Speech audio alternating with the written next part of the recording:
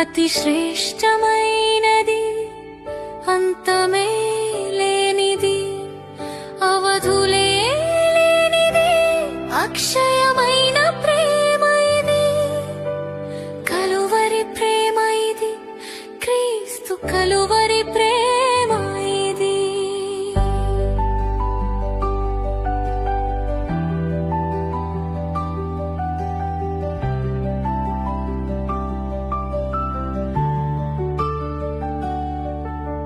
సింహాసనము నుండి సిలువకు దిగి వచ్చినది,